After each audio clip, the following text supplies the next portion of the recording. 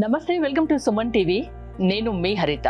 మనసుకి లా of attraction కి ఏంటి సంబంధం, దీని గురించి మాట్లాడదాం. స్టూడియోలో ఉన్నారు result oriented law of attraction coach విశ్వం విజయ్ గారు. నమస్తే అండి. నమస్కారం అండి హరిత గారు. నమస్తే అండి. మనస్సును ఆధీనంలో ఉంచుకోవడం సాధ్యమేనా? ఎలా ఉంచుకోవాలి? విశ్వం విజయ్ గారిచే నిర్వహించబడే advance law of attraction class కి ఫ్రీగా అటెండ్ అవ్వాలి అనుకుంటే కామెంట్ సెక్షన్ లో ఉన్న గూగుల్ ఫామ్ ని ఫిల్ చేయండి, లేదా డిస్ప్లే అవుతున్న నెంబర్ కి కాల్ చేయండి. ధర్మో రక్షిత రక్షిత యద్భావం తద్భవతి.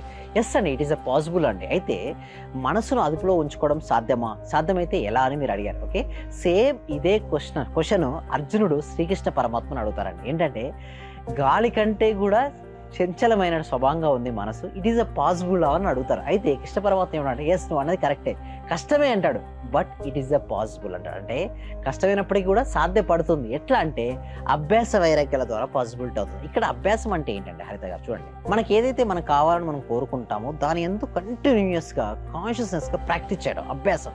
ప్రాక్టీస్ ప్రాక్టీస్ ప్రాక్టీస్ అంటే సాధన సాధన సాధన. అండ్ వైరాగ్యం ఏదైతే మీ గోల్ను ఆపుతుందో ఆ ఆపేటటువంటి గోలును మీరు ఆపగలిగితే దాన్ని వైరాగ్యం అంటారు. అంటే లైక్ లేజినెస్ కావచ్చు, పోస్ట్పోన్మెంట్ కావచ్చు, నెగిటివ్ థింకింగ్ కావచ్చు, ఏదైతే ఉందో దాన్ని విడదు. అంటే వైరాగ్యం చెందాలి. అంటే మీరు దేని ఏదైతే మీకు కావాలి. ఇప్పుడు సభ మీకు డబ్బు, సంపద, ఐశ్వర్యం కావాలండి హరిత గారు, మీ ఫోకస్ అంతా స్టార్టింగ్ ఎలా ఉండాలి? అభ్యాసం, ప్రాక్టీస్, దానిపైనే ఉండాలి. మీకు ఏదైతే మిమ్మల్ని ఆపుతుందో డబ్బు, సంపద, ఐశ్వర్యం, రేపు పొద్దున చేద్దాంలే, రేపు చేద్దాంలే అని ఉంటాయి కదా, వాటిని వదిలేసి కరెక్ట్గా ఫోకస్ చేయాలి. ఇందాక మీరు అన్నారు మనస్సుని ఎలా ఆధీనం తెచ్చుకోవాలంటే చూడండి, మనస్సుకు శ్వాసకు అవినాభావ సంబంధం ఉంటుందండి. ఓకే, సో మనస్సు కనుక ఆ శ్వాస కనుక ఆగితే మనస్సు కూడా ఆగుతుంది. అంటే కొన్ని ప్రాణాయామ టెక్నిక్స్ ఉంటాయండి, ఇవన్నీ నేను క్లాస్లో ట్రైన్ చేస్తుంటాను. అయితే ప్రాణాయామంలో 4 స్టేజెస్ ఉంటాయండి. ఏంటి? పూరక, కుంభక, రేచక, శూన్యక అని ఉంటాయి. పూరకము అంటే ఏంటంటే నిండుగా గాలి తీసుకుంటాం కదా, దాన్ని మనం పూరకం అంటాం. తీసుకున్నటువంటి గాలిని కొన్ని సెకండ్స్ కనుక హోల్డ్ చేస్తే దాన్ని కుంభకం. ఎప్పుడైతే మనం గాలిని హోల్డ్ చేస్తే ఆటోమేటిక్గా మైండ్ కూడా హోల్డ్ అవుతుంది. అక్కడ కనుక విజువలైజేషన్ చేస్తే అది ఫాస్ట్గా వర్కౌట్ అయింది. నెక్స్ట్ వచ్చేది రేచక. అంటే ఏంటి? గాలిని బయటకు వదిలేస్తాం కదా, తీసుకున్న గాలిని, దాన్ని రేచక అంటాం. గాలి బయటికి వెళ్ళింది, కొన్ని సెకండ్స్ ఖాళీగా ఉంటుంది కదా, దాన్ని శూన్యక అంటారు. ఎవరైతే కుంభక మరియు శూన్యక సమయంలో వారి యొక్క విజువలైజేషన్ పవర్ను ఉపయోగించుకుంటారో వాళ్ళకి వర్కౌట్ అవుతుంది. కానీ ఇది సాధన వల్ల పాసిబుల్. అంటే గురుముఖంగా ఎవరైతే సాధన చేస్తారో ఇట్ ఈస్ అ పాసిబిలిటీ. అంటే ఎప్పుడైతే మనసు శ్వాస ఆగిందో, మనసు ఆగింది కదా, ఎప్పుడైతే మనసు ఆగుతుందో ఆ ఆగినటువంటి మనసుకు అత్యంత శక్తివంతంగా ఉంటుందండి హరిత గారు. పూర్వకాలంలో యోగులు, మునులు, ఋషులు, సిద్ధులు వారందరూ కూడా దీన్నే ఉపయోగించుకున్నారు. అంటే శ్వాసను ఆధారంగా చేసుకునే ఉండడం వల్ల వాళ్ళు రకరకాల సిద్ధులను పొందగలిగారు. అలా పొందిన సిద్ధులను ఎవరైతే చూడండి మానవులకు ఉపయోగకరంగా ఎవరైతే ఉపయోగించుకున్నారో వాళ్ళు మహాత్ములు అంటారు. వాళ్ళు దుర్వినియోగం పరిస్థితి ఏంటంటే డౌన్ఫాల్ అవుతుంటారు. బట్ ఒకటే అండి, చూడండి, యోగ కళ్యాణం జరగాలి, అందరికీ హెల్ప్ అవ్వడం కోసం కొంతమంది మహర్షులు కొన్ని ప్రాణాయామాలు మనకు తీసుకొచ్చారు. అయితే నేను ఎందుకు ప్రాణాయామం చేయాలి ధ్యానం చేసే ముందు అంటే, ఎప్పుడైతే మన మనసును కనుక ఆధీనం తెచ్చుకున్న తర్వాత మనం ధ్యానం చేస్తే అది వర్కౌట్ అయింది. దేంట్లో అయినా సక్సెస్ సాధించాలంటే మనసు ఏకాగ్రత ముఖ్యం, అంతేనా? అవునండి. సో ఏదైనా సరే చూడండి, ఎందుకంటే హరిత గారు మీరు చూడండి, చిన్నప్పుడు ఒక స్టడీస్ పైన మనం ఫోకస్ పెట్టాలంటే మన మనసు దాని మీద ఉండాలి. కానీ మనసు యొక్క నేచర్ ఏంటండి హరిత గారు? గతంలోకో డైవర్ట్ అవుతుంది. అలాంటి డైవర్ట్ అయ్యే మైండ్ను ప్రాపర్గా స్టడీస్ పై పెడితే మీరు చూడండి మంచి మార్క్స్ తెచ్చుకుంటారు అది ఆటోమేటిక్గా. అదేవిధంగా ఇక్కడ కూడా మన బిజినెస్, ఎవరైనా కొత్తగా బిజినెస్ స్టార్ట్ చేసే వాళ్ళు కావచ్చు, లేదా ఆల్రెడీ బిజినెస్ స్టార్ట్ చేసి గ్రోత్ తెచ్చుకోవాలి, నెక్స్ట్ లెవెల్కి వెళ్ళాలనుకున్న వారు కావచ్చు, వాళ్ళ ఫోకస్ అంతా కూడా అక్కడ పెట్టాలి. బిజినెస్ పై వాళ్ళు పెట్టాలంటే వాళ్ళకి ఎనర్జీ ఉండాలి కదండి. అంతెందుకండి, మన అందరం ఎవరండి హరిత గారు చెప్పండి? ఆత్మస్వరూపులు అంటే you are different from your body. అంటే మనం వేరు, మన బాడీ వేరు. చూస్తే భగవద్గీతలో 18 అధ్యాయాలు 600 శ్లోకాలు చదివితే అర్థమేంటి? నేను శరీరాన్ని కాదు, నేను మనసుని కాదు, నేను బుద్ధిని కాదు, నేను ఆత్మస్వరూపుని అర్థమవుతుంది. అంటే ఇంకా సాధన చేస్తే పరమాత్మ స్వరూపం కూడా మనమే అండి. ఈ లా ఆఫ్ అట్రాక్షన్ చెప్పేది ఒకటే అండి, అహం బ్రహ్మాస్మి గురించి చెప్పబడుతుంది. అంటే నేనే భగవంతుని, తత్వమసి, అదే అవునుగాక. బట్ ఎప్పుడు పాసిబిలిటీ అవుతుందంటే మనసు ఎప్పుడైతే ఆలోచన రహిత స్థితిని పొంది మనసులో ఉన్నటువంటి మనోమాలైనటువంటి ఉంటాయి కదండి, ఈర్ష్య, అసూయ, ద్వేషం కావచ్చు, కామ, క్రోధ, లోభ, మోహ, మదమాత్సర్యాలు అనేటివి విడబడినప్పుడు ఆ మనిషే పరమాత్మ స్వరూపం అవుతారు. అంటే ఏమీ ఉండదు అక్కడ. మనసనే మాయమైనప్పుడు అక్కడ ఏముంటుందండి హరిత గారు చెప్పండి? ఏమీ ఉండదు.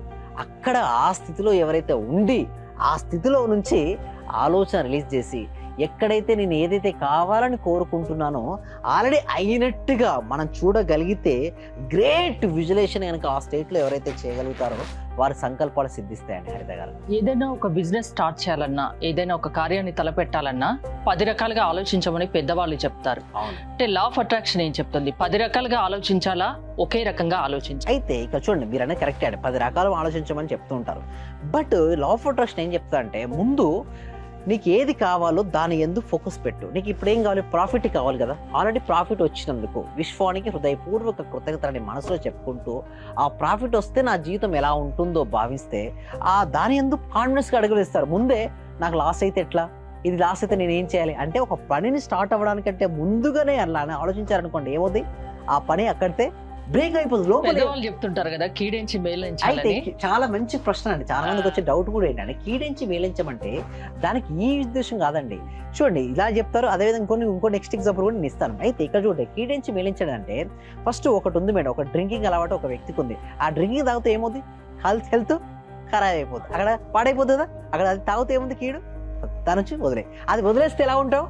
నీ లైఫ్ హ్యాపీగా ఉంటుంది. అంటే కీడించి మేలించినది ఎక్కడంటే, నీ లోపల నెగిటివ్ ఆలోచన కానీ నెగిటివ్ అలవాట్లు కానీ ఉంటే అలాంటప్పుడు మనం తీసుకోవాలి ఆ ఎగ్జాంపుల్. అదేవిధంగా ఇంకో సందర్భంలో కూడా ఏంటి, ఆలస్యం అమృతం విషం అంటారు. అదేవిధంగా నిదానమే ప్రధానం అంటారు. నిదానమే ప్రధానం అప్పుడు డ్రైవింగ్ అప్పుడు ఉపయోగించుకోవాలి.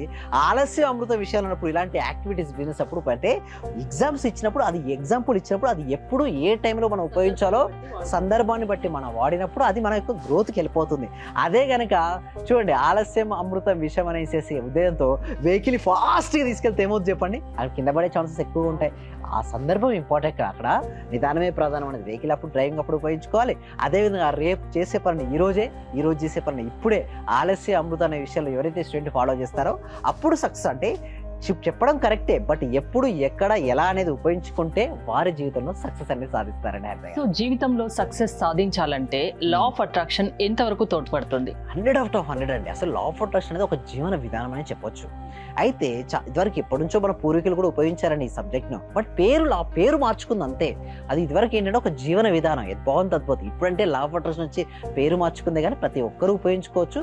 దానికోసం ఏం చేస్తామంటే, ఒక free advance law of attraction వెబినార్ను కండక్ట్ చేస్తున్నాం. ఎందుకంటే ఈ సబ్జెక్ట్ ఇక్కడితో కాదండి, ప్రతి వ్యక్తికి ప్రతి కుటుంబానికి చేరాలి. అప్పుడే సమాజం మారుతుంది. సమాజం మారాలంటే డైరెక్ట్ సమాజం ఏం మారదు. సమాజం మారాలంటే కుటుంబాలు మారాలి, కుటుంబాలు మారాలంటే వ్యక్తులు మారాలి, వ్యక్తులు మారాలంటే వారి మనసులు మారాలి, వారి ఆలోచన విధానం మారినప్పుడే సమాజం మారుతుంది. కాబట్టి మెరుగైన సమాజం కోసం లా ఆఫ్ అట్రాక్షన్. రైట్ విజయ్ గారు, చూశారు కదా, జీవితంలో ఏదైనా సక్సెస్ సాధించాలి అంటే అది లా ఆఫ్ అట్రాక్షన్ వల్ల సాధ్యమని విజయ్ గారు చెప్తున్నారు. విజయ్ గారి క్లాసెస్ మీరు వినాలి, అటెండ్ అవ్వాలి అనుకుంటే స్క్రీన్ పై కొలుతున్న నెంబర్స్ కాల్ చేసి కాంటాక్ట్ అవ్వండి. చూస్తూనే ఉండండి సుమన్ టీవీ. మీ దగ్గరకు వచ్చిన తర్వాత నేను చాలా హ్యాపీగా ఉన్నాను sir. Thank you so much. ప్రతిరోజు మీ క్లాస్ వింటే చాలు అనుకున్నాను సార్. నేను నాకు రిజల్ట్ కంటే కూడా క్లాస్ వింటే చాలు, చాలా హ్యాపీ సార్. అసలు ఇంత మంచి గురువు గారు ప్రత్యేకంగా అభినందనలు సార్, కృతజ్ఞతలు sir. Thank you so much. Thank you so much sir, నేను చాలా హ్యాపీగా ఉన్నా సార్. మా కోడలికి జాబ్ వచ్చింది సార్. 4 years నుండి వెయిట్ చేస్తున్నాం సార్. మేము మెడికల్ ఆఫీసర్ గా డైరెక్ట్ గా గెస్టెడ్ పోస్ట్ సార్. అది చాలా హ్యాపీ సార్. అలాగే సార్, నా ఆర్థిక బిల్లులు కూడా చాలా వరకు క్లియర్ అయినాయి సార్. నాకు బ్లాక్ పేపర్ ప్రతి సండే ప్రతి అమావాస్య చేస్తున్నాను సార్. నేను రెగ్యులర్ గా చేస్తున్నాను సార్. నేను చాలా హ్యాపీగా ఉన్నాను సార్. మీ క్లాస్ నేను కంటిన్యూ చేస్తాను సార్. నేను ప్రతి క్షణము ప్రతిరోజు ఎప్పుడు హ్యాపీగానే ఉంటున్నాను సార్. అలాగే మా ఫ్యామిలీ మెంబర్స్ అందరు నేను హ్యాపీగా ఉంచుతున్నాను సార్. వాడు ఏం మాట్లాడినా నెగిటివ్ ఏం మాట్లాడకుండా చేస్తున్నాను సార్. పాజిటివ్ మాట్లాడటానికి నేను వాళ్ళకు చెప్తున్నాను సార్, ఇలా మాట్లాడాలి, ఇలా ఉండాలి, మా సార్ చెప్పారు, ఇలా అని ప్రతిసారి నేను మిమ్మల్ని గుర్తు చేసుకుంటూ ఉంటాను సార్. నేను మిమ్మల్ని